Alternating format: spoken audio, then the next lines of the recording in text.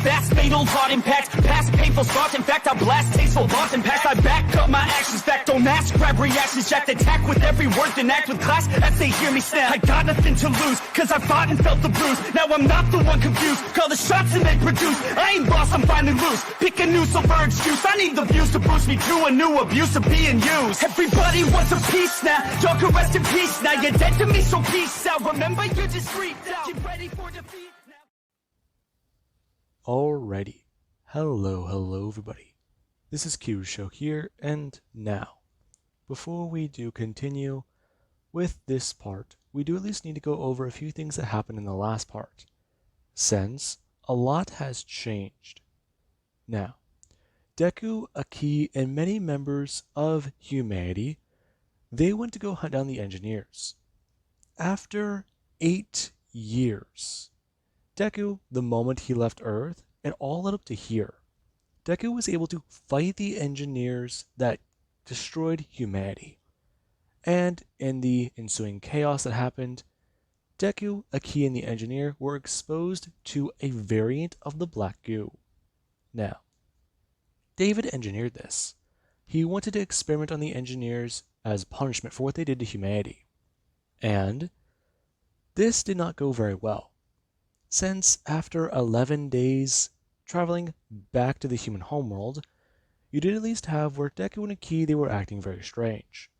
Not only was their exposure very unexpected, David, the way he had it planned out for the goo to work, it could not be exposed to oxygen, or even really an atmosphere. And that was a problem. David, he now has to find a way to put these two back together the right way. Since right now their DNA, it's all sorts of haywire. Now, thanks to this, Deku and Aki, they both grew to 6'5", and they appear to have a telepathic link, along with even a strange mutation. Deku's eyes are a orangish yellow color, and Aki's eyes, they have turned into a blue color. Now, this is very unexpected. And while Deku, whenever they did get back to the human planet, he did rush home, you did have where things from there, they didn't exactly go too well. Deku and Aki, they're now publicly known by humanity and many members of the yautja, well, part of the clans, as a couple. Everybody knows what Deku is to Aki. Everybody knows what Aki said about Deku, including, well, Aki's father. The man, he was very surprised by this, and he didn't really even know what to say. Granted, he understood that Deku, he was a very strange human. He embraces the yautja ways, and he does follow the honor code very thoroughly, and that is something that he does respect about Deku. However, there is at least a problem. Vidacha, he doesn't believe that Deku, he is fit to be with his daughter. And while there are many reasons for that, there is at least one reason that he does have very much in the back of his mind. Aki is one of his only children who have stayed close to him, maintained contact with him, and they do at least not have bad blood intentions. Now, Vidacha, he believes that Aki has been humbled by her experiences thanks to her stunted growth, and she has had to work harder. He believes that she is the rightful heir to his clan, and maybe even her mother's. And that's something that Vidacha, he does not vocalize. He is tough on her because he wants the best for her. He wants her to find her own way in life and not to rely on his name or her mother's name. He had worries about her before in the past, but growing up, many of them they did disappear. However, there are the ones that do currently remain. And Vidacha, he does at least go to put in the coordinates and a personal ship to the human planet, and he himself did blast off. Now, we do currently at least have 2 weeks later. Deku, he is walking out of a lab, and David, he is trying to inform him about what's at least going to happen. Him holding up specialized pills and informing him that these are very important. Right now, he has to take one about every 3 hours. And he at least does need to give the rest that he's given him to a key. Him holding up a small box that does at least contain the pills. Him handing it over to Deku, as Deku does go to reach out and wrap his entire hand around the top of the box. David going to let go of both hands, as Deku he does go to just pull his large hand backwards. So, what are these things supposed to do? Well, from my understanding from examining you two, they're essentially to slow you down. Slow us down? Yes. You two have mutated in unexpected ways, and I'm not exactly too sure. You've complained about stiffness in your chest and trouble breathing. However, Misaki, she's actually had a lot more ease. These last 2 weeks, she's been walking around without her biomask. She can breathe the human atmospheres, and you were having trouble. Yeah? So I have a theory going around. It's not exact, but I at least do have some information to back it up. And these pills right here, they're to help you both. And I do at least hope that we can get this all sorted out. Okay, David, I get it, but what about this? Deku is going to point to his body, talking about how he doesn't understand it. He grew at least to 6'7", and he doesn't know if he's going to stop. That is the main issue. The goo that you two were exposed to was, well, heavily modified. And right now, I'm not exactly too sure. You see, I did have an idea floating around. Call it an experiment or the acts of a madman, if you will. I became so fascinated by it, but I wanted to know what it did to human cells. And I did have a test running for that. I wanted to know what it did to yautja cells, and I had a test running for that. And then an idea came to mind. What happens if it's exposed to both? I understand what yautja cells do to human bodies, human autonomy. However, I also did study what yautja cells, how they react under human blood. And my experiments, they did lead to the eventual combination of the two. Human blood and human cells. They seem to be rejuvenated. They seem to be stronger, and they even do seem to slightly change in a way. They become durable. And, well, with your cells, the way they're changing, it seems small. I mean, granted, you're David going to at least point to Deku's chin, expressing that, after the surgery, his body did start to heal, and it did seem almost automatic. However, there are at least the problems with the skin around his face.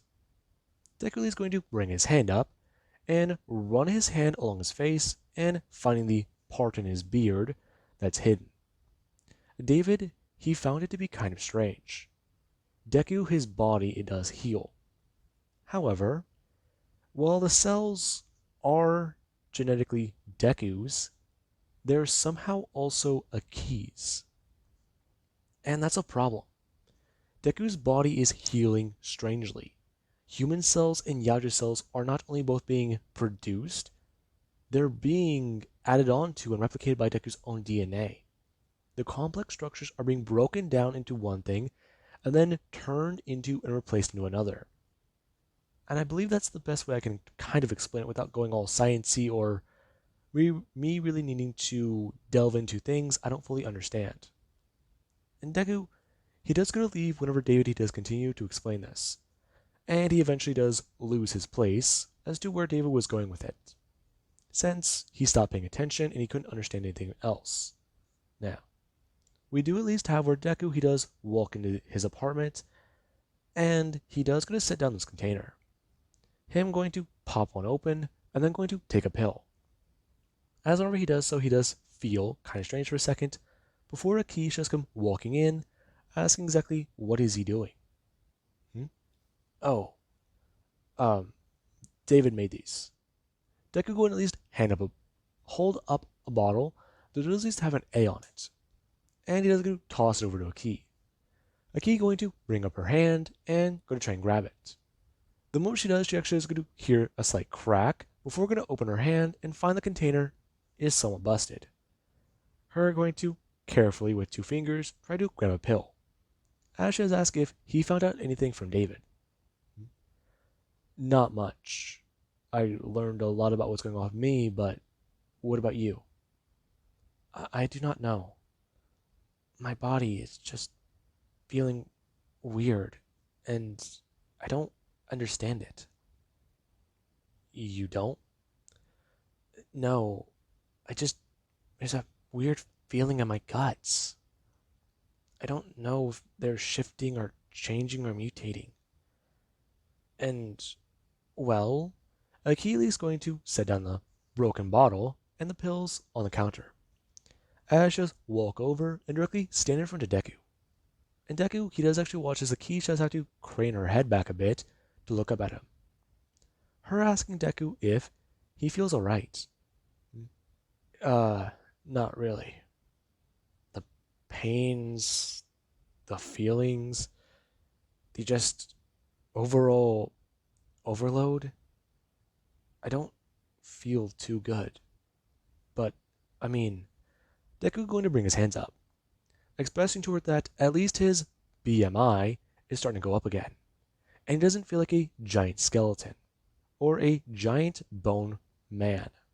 Now, this is something that Akeisha slightly laugh at, as Deku, he does hear Aki's thoughts.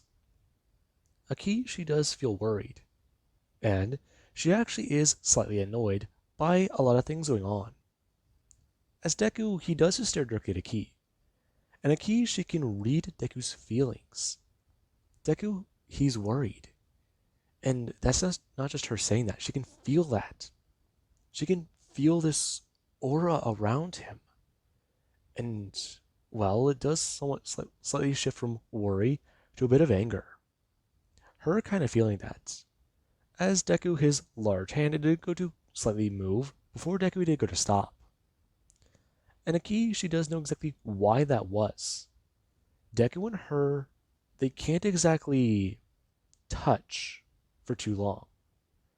And there's a problem with that. David, he believes that somehow their bodies react the same way their minds are linked. He believes that they can feel what each other feel. And that's another problem. The two are, well, in a way, almost scared to make physical contact with each other. And it has somewhat put a strain on them. As Deku, he does go to bring his hand up and ask Aki if she's okay. As Aki, she does go to bring up her hand and go to wave it, or at least go to put it directly in front of Deku's. As the moment Deku and Aki, they do go to somewhat slightly touch fingers. You have where Aki, she does somewhat go to pull her hand backwards because of the small electricity she did feel in her hand.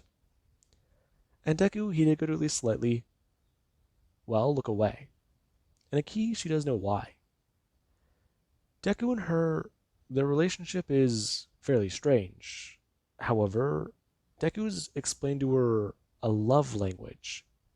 In a way, it seems strange to her, but she does kind of understand it. The two do spend a lot of time together. And, well, they've shared a lot with each other and they've explained a lot to each other. Even during their trials with the ancient yautja, he knew about them. And they were stripped away from themselves and they rebuilt themselves together. In a way, that was way more personal, but this is somehow more. And it's just weird to them. They can't hold each other without feeling a fire in their minds. And it pisses both of them off. As Akeisha is going to so much reach out her hand more and go to touch Deku's hand again. As this time, Akishi tries not to pull backwards, and Deku does try to at least hold his hand there, as he does feel the electricity in his hand, as the feeling of his fingers flinching and trying to react to pull away but being forced to stay there, he does feel that, as Akisha's get the feeling Deku does have. Deku is not trying to pull away, and he's trying to keep his hand frozen there in air. As Aki, she at least does go to bring her palm flatwards against Deku's. As you do actually have where the moment both of them they do lay their palms together, and Aki does feel a heavy jolt, and Deku he actually does feel the same thing. However, Aki and Deku they do both hold their hands together, as the feeling does start to spread their arms and wrist, and Aki does somewhat try to ask Deku if he's alright. As Deku is just staying there with his head fuzzy, and himself trying to stay still. And Aki, she does feel the same thing. As Deku, he does ask her if she's alright. And Aki, she does actually go to bring back her hand and let go of Deku's. As she does go to stare down at it for a minute, before going to look back down at the pills. She's wondering if there's a way to fix this. These things are a temporary solution. However, they won't work, will they? She's never really been big on this stuff. There are certain medications the yautja can take, and these things don't exactly fit. There are certain ways to heal the body, but this isn't healing. It's not something you can just throw yourself in a tube and fix. Is it? Aki, she's wondering. She might have to consult yautja scientist and talk to them, because otherwise, this is not going to be very good. The two of them, they're both changing, and that's a problem they're not exactly too sure how to fix.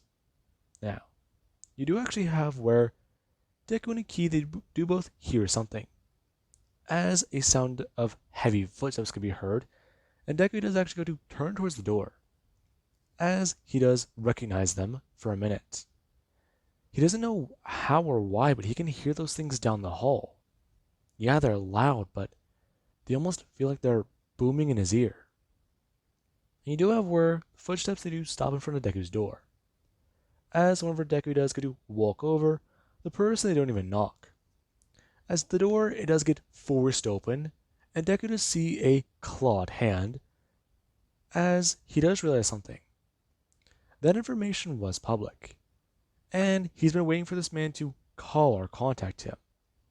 However, Vadacha, he steps right into the room and then is going to turn and stare at Deku. As for a minute he's confused. He doesn't realize it's Scar because of the current predicament. The man is almost 7 foot tall. As he has to look towards his daughter. The moment he does stare directly at Aki, he recognizes her face. However, it's the look in her eyes that are weird. And as he does get to somewhat walk over, he does get to directly stare towards Deku as he's going to turn towards Aki. Him feeling uncomfortable with the way his neck is, talking to his daughter. Especially because he's used to looking down a bit more. Now, he does ask Aki exactly what the hell happened to them. Father, why are you here? I am here for reasons. I am here for many things. I wish to talk to Scar, and we will do so in a minute. However, what is this predicament you are in? Father, it's fairly complicated, and fairly complicated is an understatement. My daughter, you have grown quite a bit. And last time I understood things, you did not have growth spurts. You seem to stop growing. However, what is this? And exactly what is going on with your eyes? Now, Vadacha, he does get to actually turn towards Scar, as he did notice it whenever he'd walk in, the look on Deku's face. However, he also did pay attention to the man's eyes, since they didn't seem to be his own. I do not know, Father. you were exposed to the liquid, the goo, um, some form of it, and this is the result. Interesting. Now, Viracha, he does go to somewhat nod his head. Before he does go to turn and directly go to grab Deku by his throat. The moment he does, he is going to take a few steps before going to smash Deku through the wall. And Deku, after that does actually happen, you do have where he does go to somewhat go to sit up, asking exactly if Viracha is angry. Angry. You think I am angry. Scar, I do not know how to put into words this feeling I do have. It may be betrayal. It may be anger, yes. It could be remorse. It could be sadness. It could be many things. However, the best way I'm able to sum it up to you is quite simple. I feel, well, numb with rage. I have only ever had this feeling once in my life, and that was whenever I killed my son. However, the fact I am getting it again, it does say quite a lot about the way I did think of you. And then there are your eyes. Your eyes seem so much like his own, and I don't even know if I can look at you. You and I, we are going to discuss this. And, well, I'm not exactly too sure what we should do. There are technically no laws saying that you two cannot be together. There are technically no jurisdictions, no reasons behind it. However, there are at least the rules that certain clans follow, and the way certain members are. My daughter is still a member of my clan, and her mother's. While she is part of the human clan, the Terrans, there is a problem with that. Technically, right now, she is having relations with a commander. Right now, she is having relations with a member of another clan. And while that is allowed, while there are things you have to do, reasons you have to have, information you have to at least give, there are a lot more. Technically, she needs to be returned to her clan. And the problem right now is 3 clans, 3 places to call home, and only one person. She has been on this mission for a long time. She has become a predator, and while she can choose what to do, she has the authority to stay with you. But, under my better judgment, I believe that my daughter has overstayed her welcome with the humans. Now, do you want to exactly tell me when this all started? Because I'm curious. The way you two are, the way my daughter talks, I studied her movements, the way she killed it. From what I saw, my daughter, she wouldn't act that way unless you two were extremely close. Was it after the visions? Was it after, well, your training? That it happened, Scar.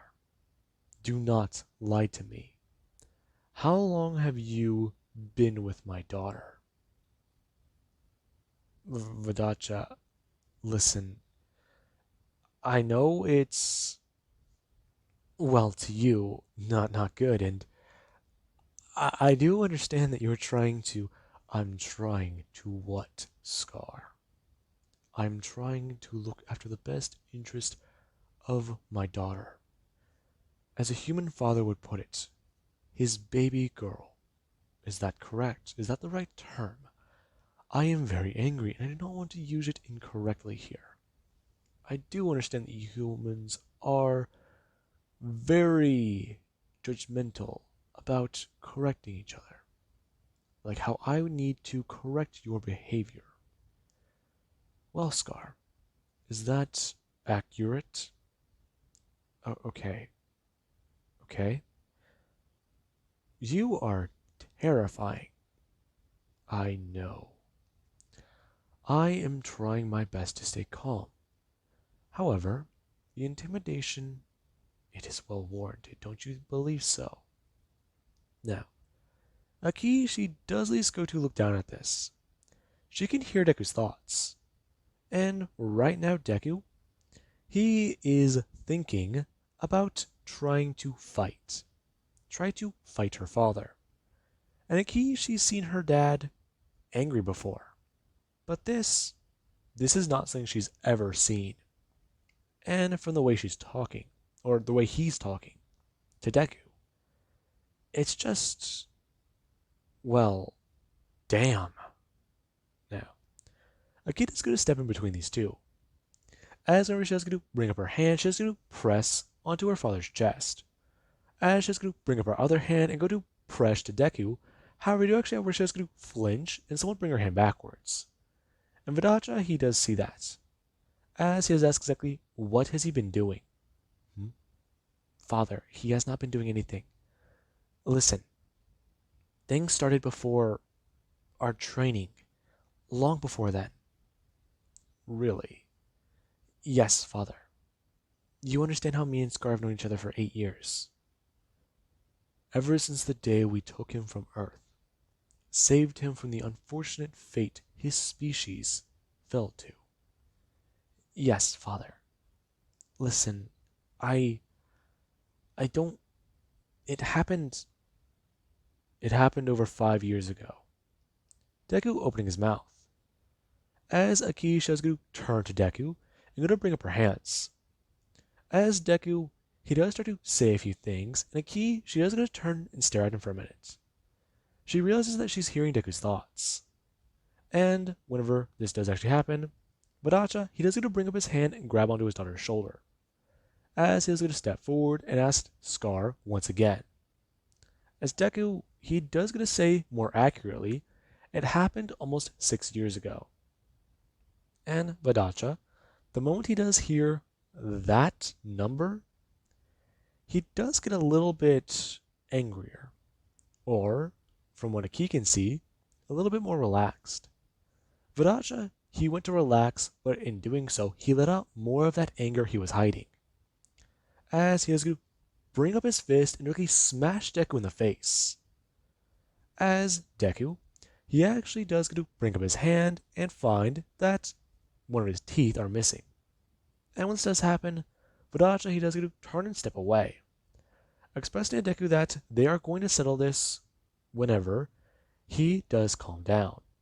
And whenever Scar does figure out exactly what the hell is wrong with him, because he cannot stand to look at him like this. Now, Badacha, he does go to calmly leave the room.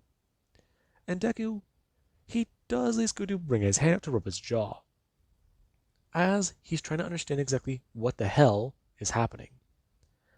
As Aki does go to at least tell Deku about exactly what might happen. Her expressing that the two, they might either face this one of two ways. Deku could possibly be tried on Yautja Prime, and there might be things put in place to prevent a war. And there is this the other side of it. Her father, he might just straight up challenge Deku to combat. And if trial by combat is done, the two leaders will face off against each other. And only one can really survive. Since if the other one, they do back out of the trial, or they do go to concede to the opponent, aka say they are going to back out of the combat, or say that their opponent is given victory since they do not want to fight them, the winner, they are technically able to ask anything of the loser. And Deku, he does at least go to hear that phrase. Anything. This means this is essentially not something he can back down from. Deku, he might be forced to kill Aki's father. And that's something that Deku, he really doesn't want to do. Him and this man have talked before. Him and this man have been just, well, it's almost like this man's a father to Deku. Deku, he knows while that may not be true, he's relied on this guy for so much. The planet, the ship, even this guy just trading with them. It's all they've ever needed. They literally provide them with things. And right now, Deku, he doesn't know. His head just feels so... Now, Deku, he's just surprised. As whenever he does bend down and go to grab his tooth, he does get a look at this. It looks like a canine. Deku going to bring his hand up to his mouth. As whenever he does go to run his fingers along his teeth, he tries to find the gap where this one was. However, he doesn't find one.